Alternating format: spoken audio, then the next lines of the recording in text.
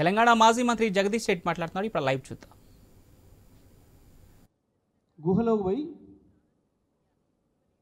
బయటకు వచ్చేటప్పటికి మేకతోలు వేసుకొని వచ్చినాయి.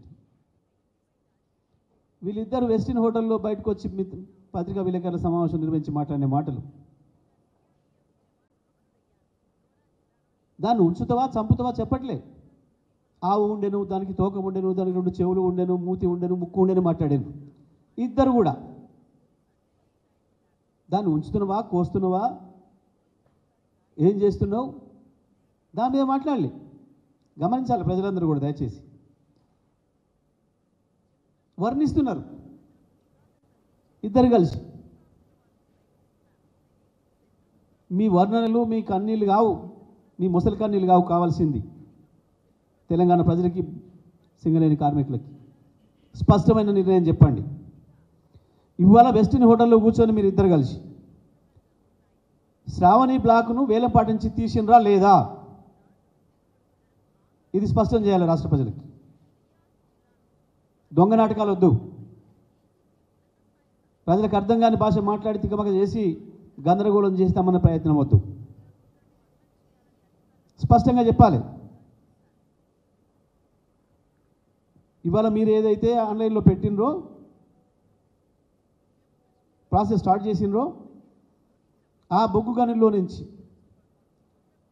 వేలంపాట నుంచి మనదైన శ్రావణి కనిని తీసేసినరా లేదా స్పష్టంగా చెప్పాలి.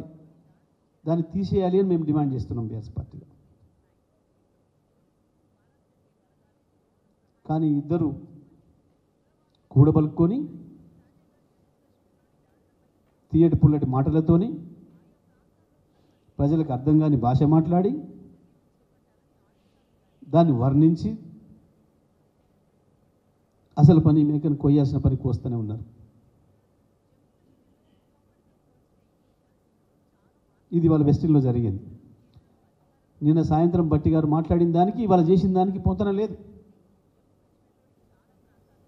కేసీఆర్ మీద ఎదురుదాడి చేయడం కాదు. అయ్యాల కేసీఆర్ ఏం చేసిండని ఎవరు అడుగుతలే మిమ్మల్ని. ఇవాళ మీరు ఏం చేస్తారు, ఏం చేయదలుచుకున్నారు, ఏం చేసిండ్రు గది చెప్పాలి. కేసీఆర్ ఏం చేసిండో ప్రజలందరికీ తెలుసు, అది అయిపోయింది.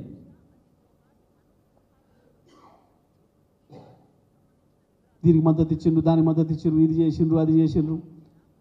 ఈ చిల్లర మాటలు వద్దు, అవసరం లేదు. ఇవాళ వెస్టిన్ హోటల్లో వెళ్ళి నువ్వు అది తీసేయించినవా, శ్రావణి బ్లాక్ను ఉంచినవా, కిషన్ రెడ్డి గారు నువ్వు ఇద్దరు కలిసి ఏం చేసిండ్రు, ఇది కావాలి ప్రజలకి. మేము డిమాండ్ చేస్తున్నాం బీఆర్ఎస్ పార్టీ తరఫున. దీన్ని తేటతెల్లం చేయాలి. మీరిద్దరు మిత్రులు, ఇద్దరు బీజేపీ కాంగ్రెస్ పార్టీలు, దోస్తులు ఇద్దరు కలిసి చేసిన పని ఏందో చెప్పాలి.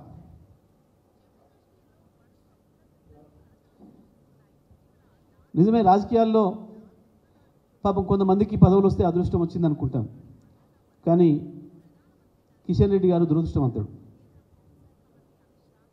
ఎన్ని పదవులు వచ్చినా ఈ రాష్ట్ర ప్రజలకు ఒక్క పైసా ప్రయోజనకరమైన పని చేసే అవకాశం రావట్లేదని.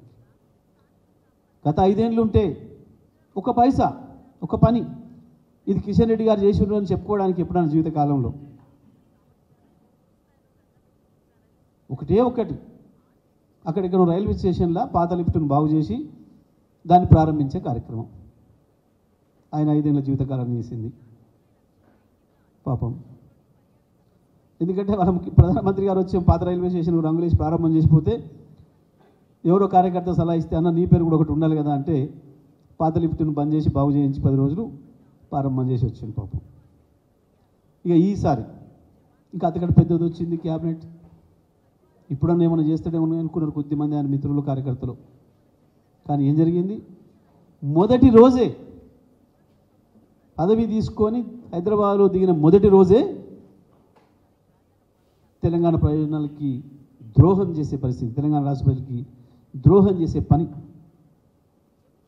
మనదైన సింగరేణిని నట్టేట ముంచే పనికి, దాన్ని ఊరిపెట్టే పనికి శ్రీకారం చుట్టి ఉంది వచ్చి. బహుశా ఇంత దురదృష్టం ఎవరికి ఉండదు ఈ దేశంలో.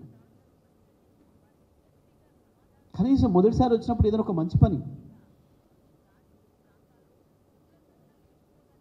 చేస్తారు, చేయాలనుకుంటారు సెంటిమెంట్గానైనా. కనీసం గది కూడా లేదు పాపం. వీరు బొకే ఇచ్చి అడిగిరట, వారు బొకే తీసుకొని నేను ప్రధానమంత్రి గారికి పోయి చెప్తా అని చెప్పిండట. గిది కావాలా సింగరేణి ప్రజలకు? నిజంగా మీరిద్దరు నిన్న మాట్లాడింది కానీ ఇవాళ మాట్లాడింది కానీ నిజమే అయితే దానికి ఒకటే ఒక సాక్ష్యం, శ్రావణి బ్లాకును ఇప్పుడు వేలంలో నుంచి తీసేయటమే. అది కాకుండా మీరు ఎన్ని మాట్లాడినా పులులు మేకతోలు కప్పుకొని మాట్లాడినట్టే ఉంటుంది తప్ప అంతకు మించి ఇంకోటి లేదు సింగరేణి ప్రజల దృష్టిలో, సింగరేణి కార్మికుల దృష్టిలో.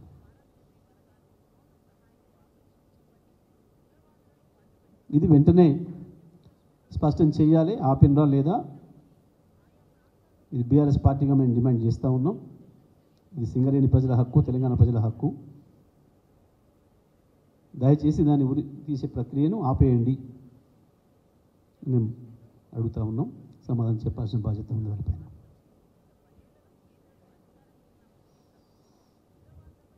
ఇక ఇంకొక విషయానికి వస్తే, ఇవాళ మా మాజీ శాసనసభ్యుడు, మాజీ పార్లమెంట్ సభ్యులు బాల్క సుమన్తో సహా కొంతమంది మా ఉద్యమకారులని అక్రమంగా అరెస్ట్ చేసి తీసుకుపోయి బంజారాహిల్స్ పోలీస్ స్టేషన్లో పెట్టిండ్రు. వాళ్ళని వెంటనే విడుదల చేయాలి.